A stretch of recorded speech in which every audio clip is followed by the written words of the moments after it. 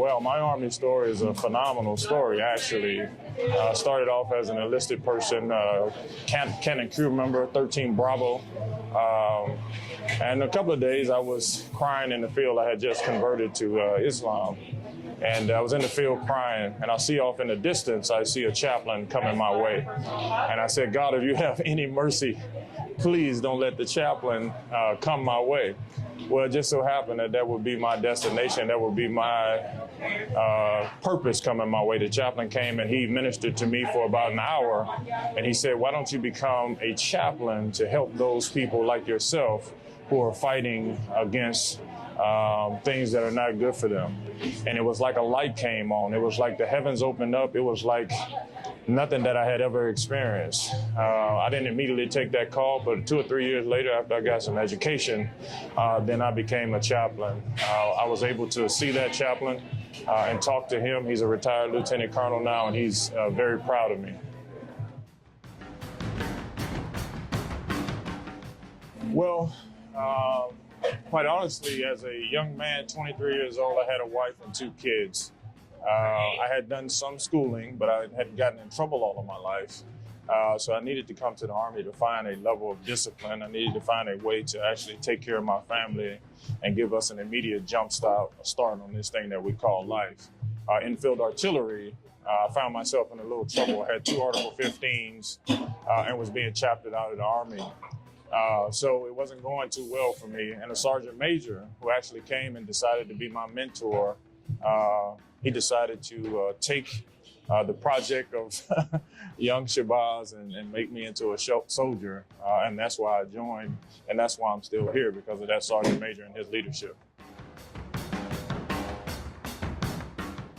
Oh, my love for the Army, man. First of all, the Army saved my life. I was just a young kid out there wandering, had been thrown out of school, had been shot in the back, almost lost my life at Jarvis Christian College. I never did well in school, so the Army gave me a safe place.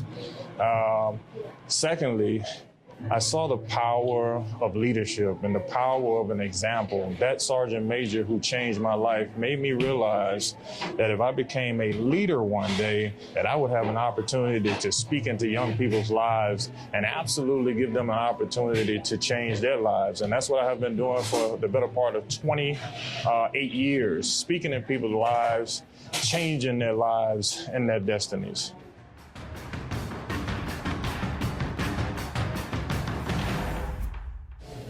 Well, the challenges are prejudgment. I'm a really big guy. I'm 6'5", 265, and I'm Islamic. And all of the myths and the myopic thinking that goes along with that. But once they see who I am, once they understand that I'm there to take care of soldiers, the relationships have been pretty easy. Now, as a 4-month burning period where they have to get through their own misconceptions of who I am. But once I come out, talk to the families, go to their service, participate in their church services or synagogue services or whatever they're participating in as their supervisor, taking them out to lunch, having them over to the house, we break down a lot of those barriers. And that's one of the good things about not only the Army, but the Chaplains Corps. We get people who have different faiths, different denominations, and somehow we come together and make it work.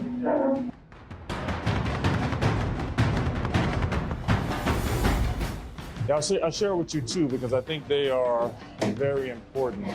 My first battalion, I walked into, the commander wouldn't shake my hand. He said, we have some problems with your religion and how you guys treat women. Have a nice day. He didn't talk to me for 9 months. But I had been in the Army for about 9 years at that time, and I didn't really care. I just went out to lend myself to the soldiers. I was lifting weights with the soldiers, running PT tests with the soldiers, playing basketball. And I got to tell you, after 9 months, to his credit, he came in front of the battalion and he apologized to me. He gave me a coin, and the guy, seriously, he was in tears. He said, I have wronged one of my officers. He gave me a coin. And what's amazing about the Chaplains Corps, I'm an Islamic chaplain. He allowed me to pray at his house every Sunday for his family when they had meals. I thought that was phenomenal. And I'll give you a second story. Just recently, and I don't want to call out the base, because I don't want people to start linking stuff. But I was in a staff meeting. I used to go to all of these commanding staff, and the chief of staff used to shake everybody's hand in the room but mine for about 4 months. I mean, consistently. And I would smile and I would smirk because I understood he was probably going through his process and whatever that looked like and whatever that meant. I was chosen by my supervisor to do a memorial service because one of the soldiers committed suicide. After I did that memorial service, this man who wouldn't even shake my hand came up and hugged me, and with tears in his eyes again. This guy's a full colonel. He said, "I'm glad you're on our team." Woo, man, that is some powerful stuff, man. So we get an opportunity to transcend lives, transcend boxes, and kind of take some myths and myopic thinking, man, and change people's thought process through the presence of example and leadership.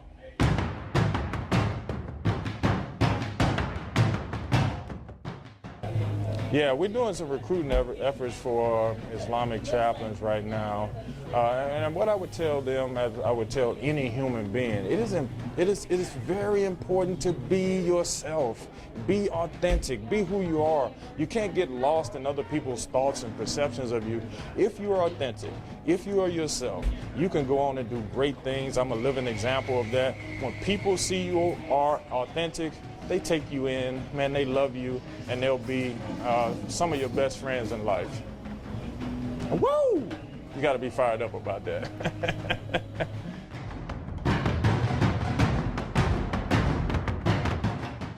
Yeah, recruiting chaplains, man, you gotta get out there, you gotta get out of your comfort zone, you gotta go to the mosque, you gotta link up with people. I know they're a different faith, but some of the biggest complaints about the Muslim soldiers in the Army, and I had that complaint for a while as well.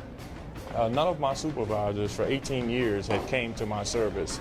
I think that was a disservice to me as an individual, and it's a disservice as a leader and a supervisor. You don't have to believe anything that's going on inside the mosque, but as a supervisor, it is important that you have a leadership presence for your subordinates. And so for the recruiting brigade, I would also ask for you guys, hey, go sit in the service, man. You could say to yourself whatever you want to say to yourself, but that Islamic soldier, that potential chaplain will say to themselves, these guys care about me enough to be where I am and to see what I actually believe. I had a young soldier to come to me. He was actually not young, he was an E7, and he said, "Chaplain, I just want to tell you before I PCS, I know you don't believe what I believe, but you believe in me, and I can see it every day when I talk to you." That's important, man. So that's my advice to the recruiting brigade, is to go out, be among the people, and you'll get more bang for your buck like that.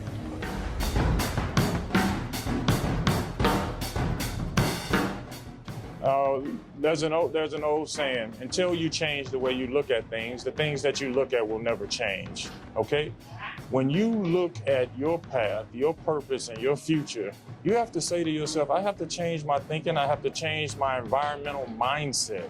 You know, to be who you want to be, intellect plays a huge part in that. Secondly, courage has to complement that intellect. And then once you have that, man, you can accomplish anything you want in this world. You just have to be courageous enough to do that. So whether it's the Army, whether it's civilian world, it is important that you understand who you are and have the courage to be that. Okay?